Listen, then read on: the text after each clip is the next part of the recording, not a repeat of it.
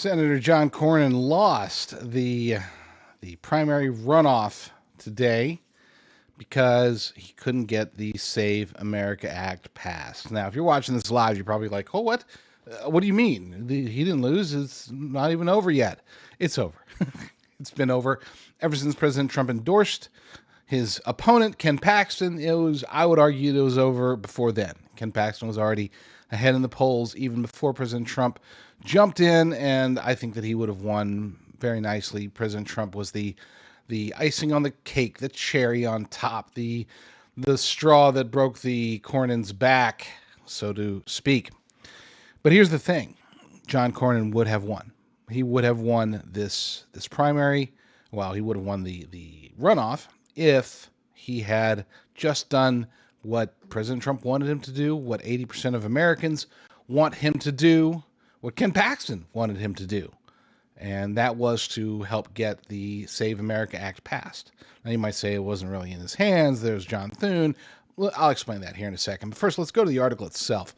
We have this over at conservativeplaylist.com. Again, you can find all of the stories over at jdrucker.com. But for this particular story, over at Conservative Playlist, John Cornyn lost when the Republicans' establishment abandoned the Save America Act. And you might say, oh, it's not abandoned yet. It's abandoned, okay? Unless by some miracle we're able to force their hand. I'm not sure what that miracle would look like, but basically, unless God forces them to take it back up, they are just not going to do anything. And by they, I'm not talking about every senator. Some of them are out there. Mike Lee's fighting. Okay, there's some senators that are trying to get this over the finish line, but not, unfortunately, John Thune or the establishment, nor the four holdouts. But let's get into this article. Cornyn led the March 3rd primary, 42% to 40.5%, and Trump was reportedly prepared to endorse him within days. Now, let me take you back, okay? Let me take you back to what it was looking like at that point. John Cornyn was iffy. It might win, might not win. It looked like Ken Paxton was going to get the majority of Wesley Hunt's third place votes. But would it have been enough? We don't know. It would have been close. But President Trump was ready to endorse shortly after the primary, and it looked as if he was going to be endorsing Ken Paxton. I'm sorry, sorry. He was going to endorse John Cornyn, I don't even want to say too many bad things about him now that he's gone, but the Rhino. He was going to endorse the Rhino, and he had called out Paxton, not by name, but position. He basically said, I'm going to make an endorsement here soon. I do expect whoever I don't endorse to drop out. Well, Ken Paxton did what I would argue could be the most savvy, brilliant political campaign move, at least in my lifetime. It was beautiful. He said, and I'm not quoting him, this is something just off the top of my head from a couple of months ago, but he said, look, I will only drop out if the Senate is able to pass the Save America Act. And if they do, I'll drop out in a heartbeat.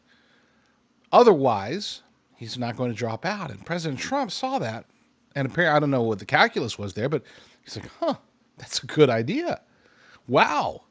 That makes a lot of sense. Let's use this as leverage. He was probably thinking along the lines of, he'd probably talk to Thune and Thune's, after the primary, and Thune's like, hey, yeah, we need Cornyn here. We'll try really hard to get the Save America Act passed, but I need Cornyn's help and yada, yada, yada. Why don't you endorse him, get this over with, and then we can focus on that. And President Trump's like, oh, whatever. And then when Paxton comes out and says, I will drop out if they pass the Save America Act, well, then President Trump suddenly comes out and says, look, I'm not going to endorse anybody unless the Save America Act is passed. The implication there, of course, is that, hey, I'm not going to endorse Cornyn unless they pass the Save America Act. And I'm not going to endorse Paxton at all. That was the notion, at least at the time in early March.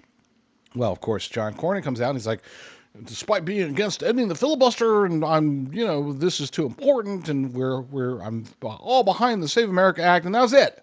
We didn't hear anything else about it. He didn't fight for it. He didn't get with Thune. They didn't make it a priority.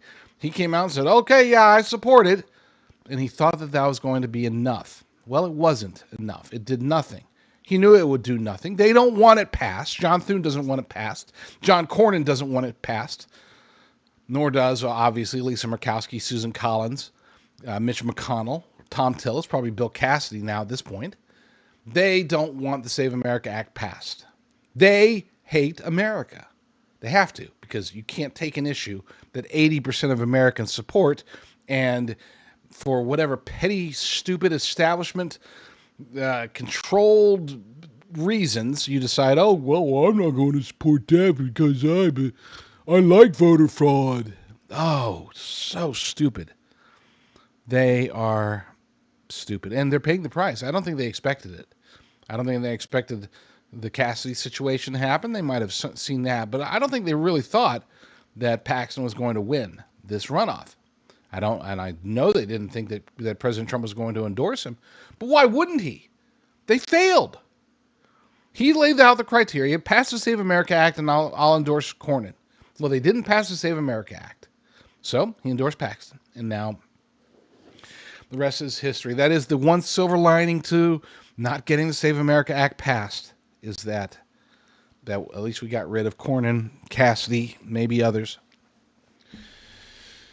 But you're probably wondering why I think that Cornyn could have made the difference. I am certain he could have made the difference. I am certain that if the Republican establishment knew, if they had any inkling that they were going to be fighting Trump, if they had any inkling that we would take this so seriously, if they thought they were going to lose Cassidy, they were going to lose one rhino in Louisiana, one rhino in Texas, I think that they probably would have tried harder. And by trying harder, they could have actually gotten it done. Lest we forget, of the 4 known holdouts, they only need 2 of them. Okay, that's it. They just need 2. No brainer. So you got McConnell. There's some leverage there. I'm sure they could find some button to push. You've got Tom Tillis, who, yeah, he's retiring, but you've still got committee assignments. You still got post-DC stuff. You can make threats. There's things that they can do. I don't want to go into too many details, but let's just say that they have leverage in a post-Capitol Hill life that they can exert onto people like Tom Tillis. Murkowski, Collins, you have committee assignments. You have, basically forcing them to switch parties. There's a lot that you can do. And I would say that the biggest thing that you can say from a threatening perspective, not threatening them, but assessing the threat, is that, look, if we don't do this, we're going to lose Cassidy, we're going to lose Cornyn, we might lose control of the Senate. We got to do it. We got to do it. Which 2 of you are going to do it? That's it. Between Cornyn and Thune and whoever else is pulling the strings in the GOP establishment in the Senate, they could have gotten it done. And if they did, if they had gotten it done earlier, I would say that there's a good chance Bill Cassidy might have survived. Maybe not won, but at least not come in third. And I think that there's a certainty that John Cornyn would have won his runoff, because let's assume that they did get it passed. Ken Paxton, man of his word, drops out. Cornyn coasts. Cornyn doesn't even have to have this runoff that he's losing. And then Paxton, probably just throwing this out there, Paxton could have been a contender for the Attorney General role after Pam Bondi left. But now it looks like he's going to be running against James Tallarico to keep Texas red. Let's get back to the article, the bullet points. On March 5th, Paxton publicly offered to drop out. Trump seized the offer. Thune dismissed both the talking filibuster and the nuclear option, declaring the votes did not exist and refusing to whip them.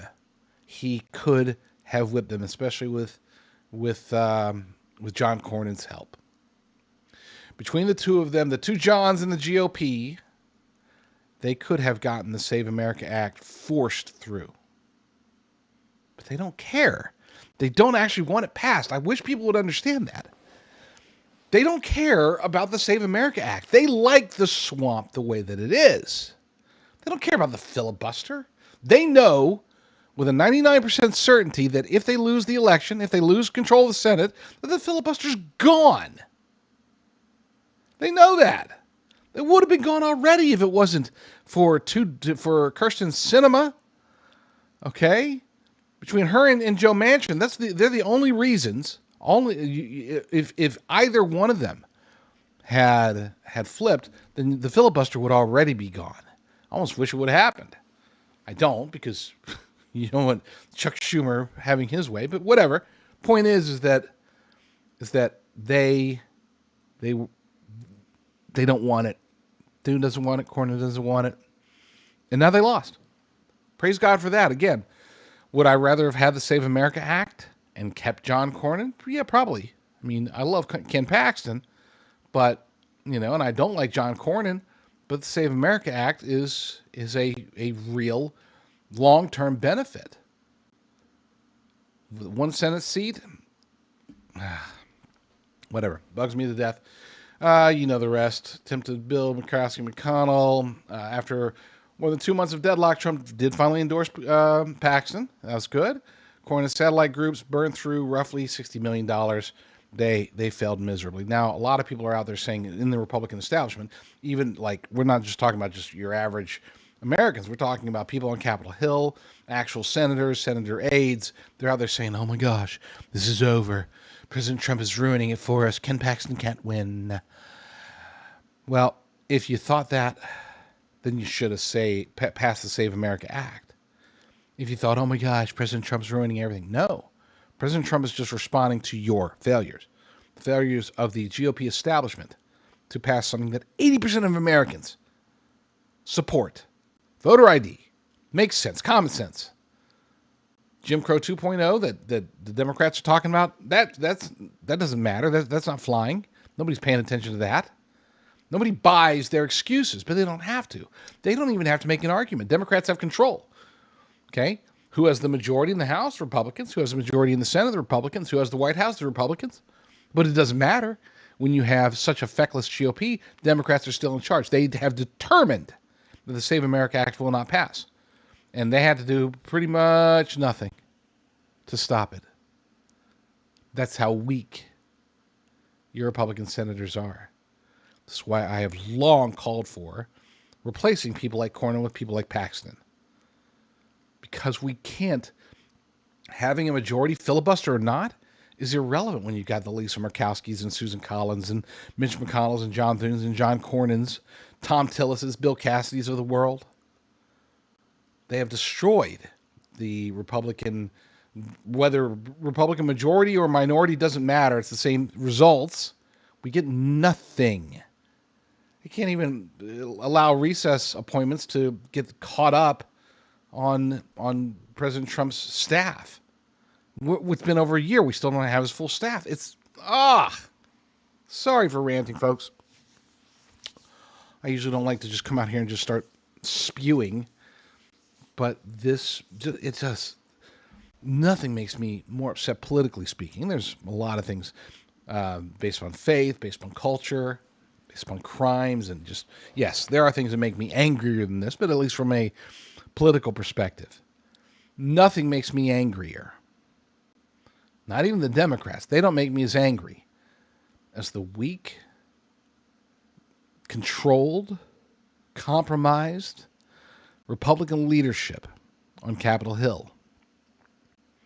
Calling them rhinos, it's not enough. They're scum.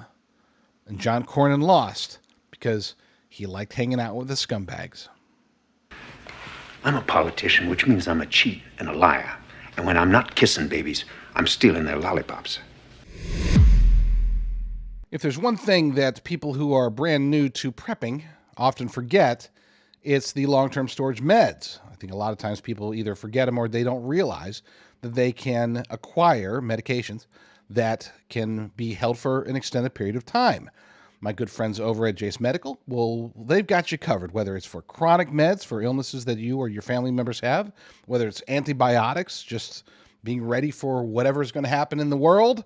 These are things that you should have available to you if you're going to be preparing for self-reliance in the long haul. Go to jdrucker.com/meds, jdrucker.com/meds. Use promo code Rucker10, the number 10, Rucker10 at checkout, and you get a nice discount on top of that. jdrucker.com/meds. Far left podcaster, live streamer, whatever you want to call him, Hassan Piker has outed Neville Roy Singham, one of the bad guys, and we'll talk about what level of bad guy he is here in a bit. But Piker, during one of his recent live streams, it was like a 6-hour live stream, and pretty early on, he starts outing Neville Roy Singham.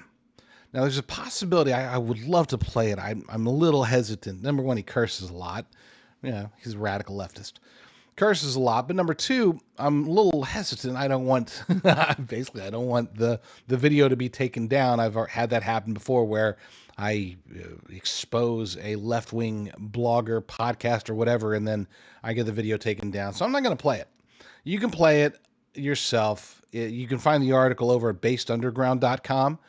You can also find it over at my new hub, jdrucker.com. That's the place where you can find all of my stuff. I work as a content aggregator, curator, news aggregator, whatever you want to call it, for multiple various sites. But jdrucker.com is the only one that's fully mine. In other words, that one, that is, nobody else puts content on there. I often get blamed. It's like, oh my gosh, why would you post this? It's like, hey, I didn't. Well, your name is on, you're the one associated with that site. The only site that I'm associated with that I can take full blame for all the content would be jdrucker.com. I link to dozens of sources there. I link to various posts and videos and articles and whatever. I can keep this updated throughout the day, very similar to the old Drudge Report or any of those. But it's all 100% me. So that's the only place where you can blame me for any of it. Okay. With that said, yes, you can find this article over there or at basedunderground.com. And let's just get straight into the article, and not the article itself. We're just going to go over the bullet points, but I want to get back to Neville Roy Singham here in a second. But let's talk about Hassan Piker first and foremost. For those who don't know, Hassan Piker, he is a live streamer, very popular radical leftist. He's a champagne socialist, they say. He always talks about, Marx and Marxism and this, but then he like drives super expensive cars and wears all these nice suits and goes out and has all these fancy dinners. It's okay, hypocrites. Anyway, so he outs Neville Roy Singham. He identified Singham as the funding source for groups like Code Pink, Answer Coalition, and the Party for Socialism and Liberation during this live stream. And he said it in a way where I think the most likely scenario is that he thinks it's common knowledge. I mean, you probably knew about it. I knew about it. The government thinks they know about it. They talk about it every now and then. You get the occasional based congressman that mentions it.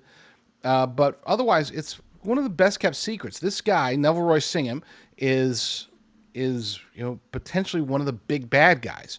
He's either one of the big bad guys like the globalist elite cabal types, okay? Like basically the one that is most familiar to you is probably like George and Alex Soros. They would qualify over there.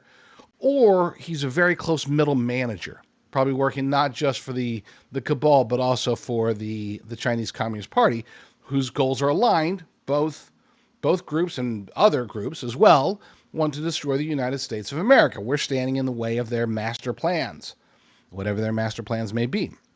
So there are certain people that are lower on the totem pole that a lot of people give tons of credit to, and these are basically useful idiots. These are not power players. Neville Roy Singham is either a big power player or a mid-level power player, but he's not a nobody. Give you an example of a nobody. Let's see. Anthony Fauci. Anthony Fauci made no decisions whatsoever. Okay? He was just a patsy. He did what he was told. That's it. They said, we want to make you rich. We want to make you famous. Here's what you got to do. Here's what you got to say. He said, okay, I'll do it. He didn't care. Okay? Now, his buddies were more in control, like Ralph Barrick, but that's a discussion for another day. Here's one that'll surprise many of you as far as the lower level people that people, for whatever reason, think is way up there. That would be Bill Gates. Bill Gates is a total patsy. He's a useful idiot. That's it. I know he's rich, but being rich is not that's not how you get into the the upper echelons of the globalist elite cabal, the powers and principalities. No, you have to be a lot of things, and one of those things that you cannot be is compromised. And Bill Gates is compromised, has always been compromised for decades. We're not just talking about Epstein here. We're talking about for a very long time. They've had enough dirt on him to have complete control over him. They don't need him to make decisions. They just tell him what to do. Whereas others, we can talk about them later, but the big one, or the most obvious one, would be George and Alex Soros.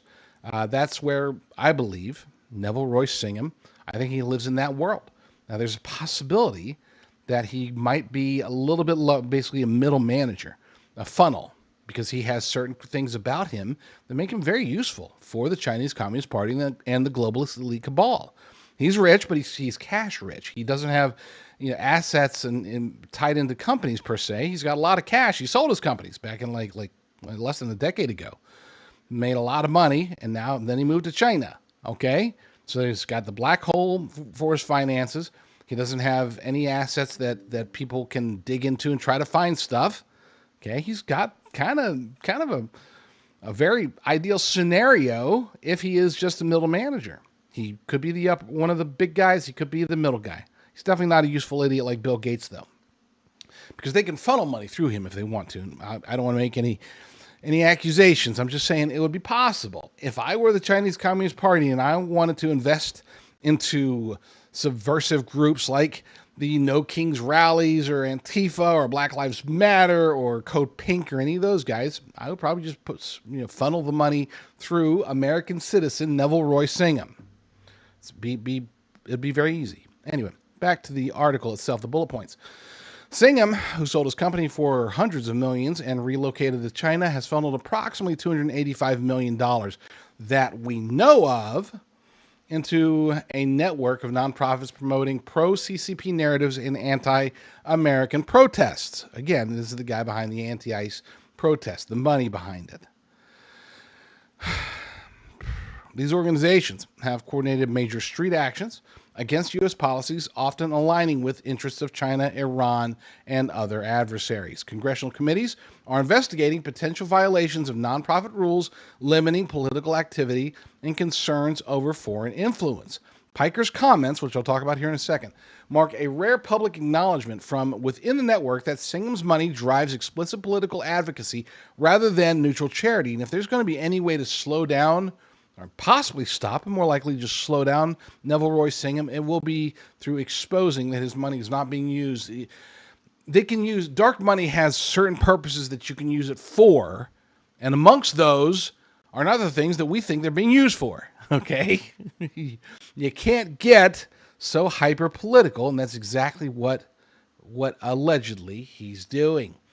The episode highlighted growing scrutiny of dark money networks exploiting U.S. tax status while advancing agendas hostile to American sovereignty. Now, I'm not going to play the Piker segment. I did listen to it. And for those who don't know, Hassan Piker, he is his uncle, Cenk Uygur, is Young Turks, Justice Democrats co-founder. He got booted for funny reasons before, but he was one of the reasons that Alexandria Ocasio-Cortez was selected and eventually elected. Crazy. Well, his nephew is Hassan Piker, who is this super influencer who flies around, champagne socialist, flies down to Cuba, possibly, allegedly, potentially, to get paid, which is not allowed. Okay, we have sanctions. And if he broke those sanctions, he could be in a lot of trouble. We will see. But he did mention Singham. Now, to me, there's two reasons why he would invoke Singham. Number one, it could just be innocent. Okay, it really could be. It could just be, hey, it's already common knowledge. But basically, what he was saying was, people were asking, what is the end game here of the U.S. government coming after Piker? And he's like, I think they're coming after Singham. I think they're trying to pressure me, go through Piker to get to Singham, and that's valid. In which case, maybe it was innocent, or maybe it was a message. Maybe he's alerting the Department of Justice and possibly even Neville Royce Singham that, hey, maybe Maybe he might sing a little bit. Maybe he may know some things that could be of interest if it could save his own skin. And keep in mind, you could say a lot about Hassan Piker. One thing I can tell you, and again, not from personal experience, but just listening to him, watching him, seeing how he operates, the dude's soft. He is not the type of guy that's going to do very well in jail, even in American jail. You know? So, now if he has to go to like a Turkish jail, ooh, son. Poor guy. I would hate to be him in a Turkish jail. Very soft. Well, maybe he is willing to flip. Maybe that was the indicator, or maybe it was just innocent. Maybe he was just, whatever, said something dumb. And unless anything comes from it, then maybe it's nothing. Maybe he is right that he can go out and say these things and it's not going to result in anything. But I'm very hopeful that it results in something. I'm very hopeful that we can get to Neville Roy Singham. I don't care about Hassan Piker or the Code Pink co-founders. We have to go for the highest levels possible. And again, Neville Roy Singham is either right there close to the top or he's at the top. He's not a useful idiot. So any way that we can, again, slow him down, stop him. I can't imagine a scenario where we're able to actually bring him to justice, prove that he committed any crimes. It's just, I think we'd have a better chance of arresting somebody on the Epstein list, which doesn't seem to be very likely. Point being is that Hassan Piker may or may not be willing to squeal. Neville Roy Singham may or may not be engaged in activities that could put him in the spotlight. That's something that he hasn't done. Everybody knows George Soros. Everybody's heard of the Rockefellers or the Rothschilds or the Clintons or the Obamas or the Bushes or any of the various, the Bill Gateses of the world, Klaus Schwab. We know those people. But you ask your average, non-super informed American what they think of Neville Roy Singham, their question will be, who? And we got to change that. This guy is very dangerous. He's very potent. And regardless of where he stands in the whole hierarchy, the pecking order within the global elite cabal, we know that he's important. We know that not enough people are paying attention to him. And he needs to be somehow, some way, have his power reduced. You mean the dog? The dog is a pimp. If you've been paying attention to gold and silver prices, there's a good chance that you are considering buying physical precious metals, right? Makes sense. Now, I'm not a financial advisor, but I personally would never buy numismatics or collectibles or anything like that. They're overpriced. The prices are inflated for no apparent reason. I am a bullion fan, which is why I work with Advisor Bullion. Ira over there does a fantastic job. Just the most straightforward and honest guy I know in the business. And he's been doing it for a very long time. That's why I strongly recommend going to patriot.tv/gold, patriot.tv/gold, and working with Ira, whether you're wanting to buy gold or silver through cash purchase to put in your safe, or if you want to do a retirement rollover or transfer. Best way to do it is to go to patriot.tv/gold, talk to Ira, and he will take fantastic care of you. TMZ has built a reputation over the years of being an expose company when it comes to getting the dirt out about Hollywood and entertainment, and I'm not here to defend Hollywood or the music industry or celebrities in general. With that said, TMZ as a company they're hideous. They're pure garbage. We learned that during the Charlie Kirk assassination, and I'm not going to talk about that because that will just raise my blood pressure. But they did decide to go after Russell Crowe, actor Russell Crowe, and they posted a video and they said, if you need a reminder that fans are not always priority number one, turn to Russell Crowe because the guy was absolutely not, and then it continues to say, not having it. Now, I'm going to play the video for you. I'll just tell you up front, I see absolutely nothing wrong with how he handles it. Watch. Hi, Russell. How are you doing? Are you listening? Yes. Stay where you are. Don't push in on me, and I'll come to you. Just give everybody space. As soon as somebody's a dick, I'm going. You got me? Yes. Clear? Yes, sir.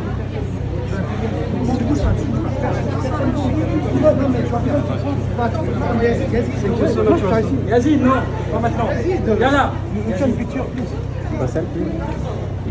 If you can add Maximus, maybe. Vas-y, viens ici. Can you add Maximus, please? What's that? Can you add Maximus? Maximus? No. You can picture. What an awful hot take to say that he wasn't making the fans the priority. He literally was making the fans the priority. He set aside ground rules. Yeah, that's great. He didn't write Maximus on that last guy's thing, which is fine. That's his prerogative. But by no means was he not making them a priority. He went out of his way to make sure that they were handled. And to his credit, he responded. I shouldn't say to his credit. You shouldn't respond to TMZ ever because they're just, again, pure trash. But he did respond. Clickbait, he said. Everybody got their autograph and selfie. The passage to the hotel was kept free for guests, and I still got to the airport on time. One man, no security, handled. What's your problem? And like I said, look, Russell Crowe, I don't know what his perspectives are. He does seem to be as close to being a real guy as possible in Hollywood. You know, does he have a reputation for being kind of a jerk? Sure, who cares? I mean, I don't pay the guy to be nice when I go to see his movies. Okay, and to be fair, I am a little bit biased because LA Confidential is to me, one of the best movies of all time. But for TMZ to come out and say that he was, they can find dirt on people, great. But this is not one of those times where you say the guy wasn't prioritizing his fans. He literally was going out of his way to make sure that his fans were taken care of. You could tell he's coming out of the hotel. He's kind of surprised. He's got his hands up, and he's probably been mobbed before, and he doesn't have security with him. He's thinking to himself, okay, he's looking around. He's thinking, okay, I'm in France. Risk assessment is probably low. I think I can handle this. Don't be a dick. That's all he said. He said, stay where you are. I'll come to you. Don't be a dick. Done. Easy. He did it for the fans. TMZ is garbage. They are just such trash. And you could tell that whoever wrote that is not somebody who's ever had to sign an autograph in their life. Are you not entertained? Are you not entertained? The algorithm is not your editor. I am. Now, I know that sounds pretty cocky, but I truly believe that I've been blessed with the ability to aggregate and hand curate news as well, if not better, than pretty much anyone out there. Again, I'm not trying to toot my horn here and sound like somebody who's overconfident, but I do have a tendency, and again, I'm not trying to attribute this to myself. This is a true blessing, I believe, to read through the news, read through hundreds, sometimes over 1,000 headlines during a day, any given day, and determine which stories need to be highlighted and why they need to be highlighted, and then read through those stories and determine which ones are the best example that should be used to put out there. We have a challenge today, a big challenge. This is the rise of the automated news aggregators, and it's a plague. It really is. It creates these echo chambers. Now, I'm not necessarily against echo chambers as long as they're transparent. Unfortunately, we have Google News and Apple News and all these apps out there that aren't very transparent with their biases. Now, some will say that the solution is to have an unbiased version, and I wholeheartedly disagree. It's okay you can be transparent and still biased. Yeah, I am, and everything that I put out there on the various news aggregators that I work with, everything that I put out there is going to be conservative and or Christian. Okay, period. That's all there is to it. I'm a conservative, I'm a Christian, and those two identities come out in the content that I put forth for the people. I do believe that hand curation is extraordinarily important. It's a lost art. I grew up, as many of you did, I'm sure, grew up in the conservative movement and during the internet age with Drudge Report. Now, we all know what happened, or we don't know exactly what happened. We knew something crazy happened after the 2016 election, and the Drudge Report flipped then went crazy. And then you had all of these Drudge Report replacements popping up, and a lot of them are pretty good. I actually work with some of them. As many of you know, I'm editor at a couple of these news aggregators, but here's the thing. I'm just the editor, as I don't control 100% of the content. And that has become a problem, especially with the rise of the woke right, the changes of opinions, the MAGA civil war. It's caused certain disagreements, I would say, between various people within the organizations that I work with. That's why I built jdrucker.com. It is the only news aggregator out there that I control 100%. It's nobody else has any input. Nobody has control. Nobody can even log in to the site. Only I can go in there and plug in the stories that I hand curate. Everything that I put on there is something that I have personally, individually selected. I don't use an algorithm. I don't use AI. I don't even use feeds. And I have feeds that go into my feed so that I can find the stories, but I don't feed anything into the site.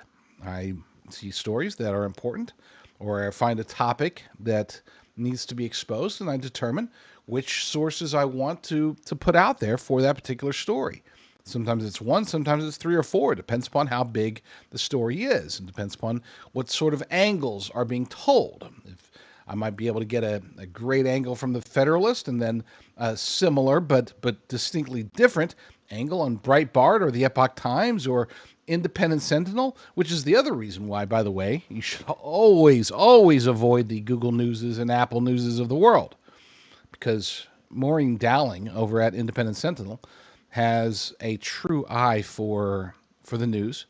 Her discernment is superb, and nobody knows who she is. You won't find her on Google. You won't find her on Apple. You won't find her on Drudge Report. Yeah, she's one of my little secrets, and I don't want her to be a secret. I want to get her exposed to as many people as possible, which is why I link to her site amongst others. Lots of little Substacks, little YouTube channels, small X accounts. These are the types of things that I go for. And it's not just because they're small, to be clear. If something is a big story on a big site, I'll post it. Now, I do generally ignore legacy media. And when I say ignore, I want to be clear. It's not that I don't find stories on legacy media. It's the angle. If there is a story that's exclusive to CBS News, I'm not going to post the CBS News link, or even the Fox News link. People say, well, you can always go to Fox. Look, all of the majors in legacy media. Now, there are big sites like the Gateway Pundit and the Epoch Times, as I mentioned, that do a fine job, and I link to them all the time. So it's not about the size; it's about the spin. Even Fox News has a spin that is oftentimes not very conducive to proper adherence to a conservative and Christian worldview. There's this notion that all we want is unbiased, right? I hear that all the time, especially when I talk about running conservative news aggregators. People say, well, wouldn't it just be better to have a completely neutral one? And I always say, no, it's not. It's not better, because the most quote-unquote neutral news is still biased, no matter what. It could be a subtle nuance. It could be the way that they position, important information. I've seen so many times, especially just as a perfect example, I've seen so many times where an important story will either take the fact that this crime that's been committed was committed by an illegal alien. Either they'll put it at the very, very, very bottom, or they won't mention it at all. And yes, this does include Fox News and others. I do avoid legacy media, and I don't try to be unbiased. I am transparent with the bias. I am patriotic. I am America first. And most importantly, I am a Bible-believing Christian. Those things are taken into account with everything that I put out there. There's a really good story that I thought, there's got to be an angle. I'm still trying to figure out what that angle is. And I haven't posted anything about it. This pertains to Sydney Sweeney. Okay, for those who don't know, she's an actress. I've been hesitant to. She did the I think it was American Eagle or some jeans company. She did those ads, and everybody's like, "Oh my gosh!" And then it was found out that she was a Republican or allegedly a Republican, and she started getting like lifted up and lifted up and lifted up. Even President Trump had talked about her, and it's like I didn't want to post anything about her, because something didn't fit, something didn't seem right, and now from what we're seeing again in the headlines, her character in I don't even know the name of the show, Euphoria. Her character in Euphoria is like an OnlyFans model, and it's all sorts of weird.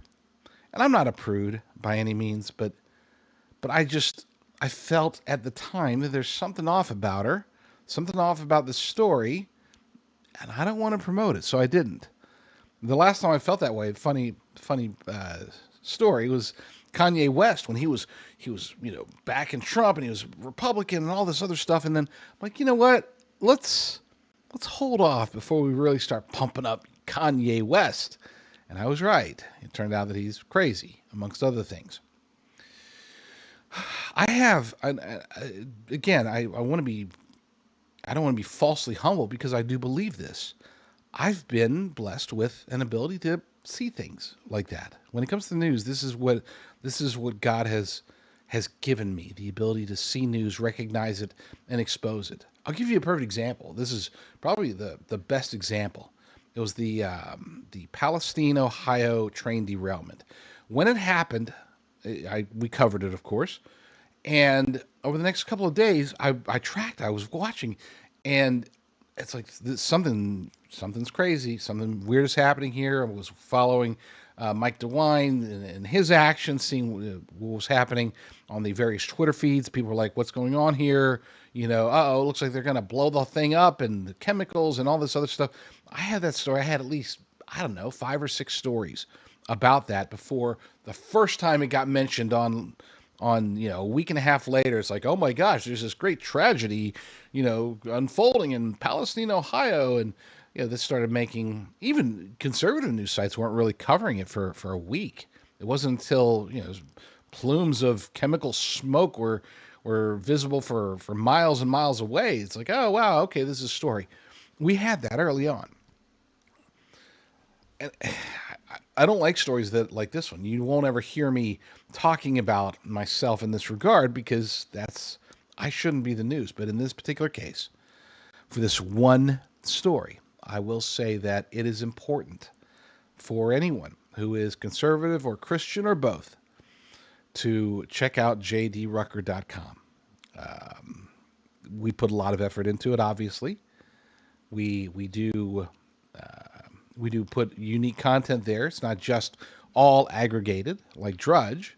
We try to put out stories, and again, if we find something on Legacy Media and it's only on Legacy Media, I'll just rewrite it, okay? And I'll rewrite it from an appropriate angle. Usually, we'll be able to find it somewhere on the Gateway Pundit or whatever. They pick up a lot of stories. Daily Caller picks up a bunch of stories.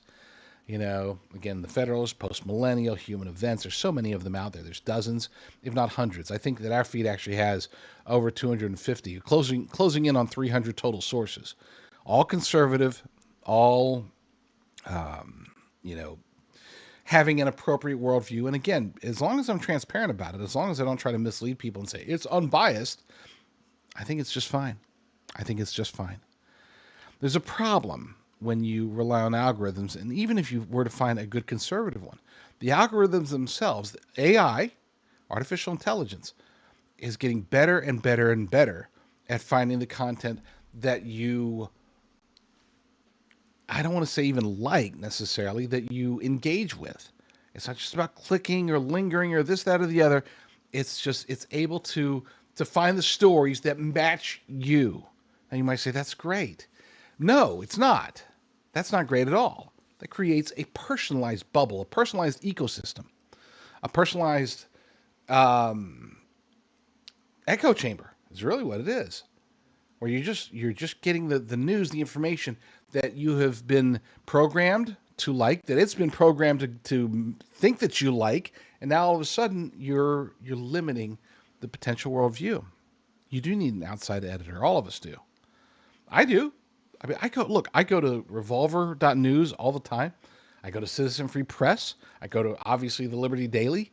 I go to these places looking for information. SteveQuail.com has some amazing stuff sometimes. Okay, Lucianne, there's so many of them out there. And I do look to see what is happening outside of my feeds. And sometimes I do find important stories. I don't want to make it sound as if, I have my own little echo chamber and I'm trying to bring you all into it. The intention is that we are living in a time that needs discernment. These stories need to be hand curated. There needs to be a purpose behind every single post. It can't be feed driven. It can't be just like, oh, the people are going to like this, or the individual is going to like this. Personalization is great when you're looking for movies, for example. Even then, you can argue that it's not. I would argue that you want more discovery and less just, oh, this one is just like the one that you just watched. Okay, great. But when it comes to the news, you do want a wider range, and you do want someone out there who doesn't necessarily take you into account as much as it takes the world into account. And that's what I do. I'm not trying to say that, oh my gosh, I'm the best at this. I'm Matt Drudge. I'm Andrew Breitbart. There's nobody better. I would argue that I put more time and effort into it than other people. I would also argue that I read and watch and explore nonstop, pretty much. Yes, I sleep. But everything else, I immerse myself into this. Not because I love it, because I really don't. I hate to say it. This isn't just something that I feel like, oh my gosh, I get such joy reading articles about hideous things. I have to go to my wife pretty much, I would say 2 or 3 times a week and say, oh, cheer me up, babe. I just had to watch a video about, read a story or whatever that just really made me think this world is disgusting and we need to get out of it as quick as possible. I do get that thought, that feeling quite often lately. But it is important. I might not love it, but I love that I have to do it. I love that I feel, I love that I'm contributing. So again, this has been, anybody, please watch my other shows. I don't talk about myself often, and you can tell why. I'm not very good at it. But I'm good at curating the news. And I would ask that if you are a patriot, if you are a Christian, and if you do want to get what I believe to be the most important news updated throughout the day, multiple times, dozens of times a day, sometimes 2 or 3 times within the same hour, then go to jdrucker.com, bookmark it. I'm not going to make an app out of it. People have asked me, why don't you make an app? No, it's just a web. If you have a phone, you can get onto a website. I want to keep it as simple as possible. So it's just a line of links. Sometimes it'll go to an article. Sometimes it'll go to YouTube or Rumble. If there's a video, or X. I don't link to Facebook. I don't link to TikTok. Maybe I should someday, but I won't. I haven't gotten that far along in my. It took a long time for me to be willing to link to YouTube, but it's better. There are, with all the trash that's on YouTube, there's still the occasional gem, and I do have to link to those. So check it out, jdrucker.com.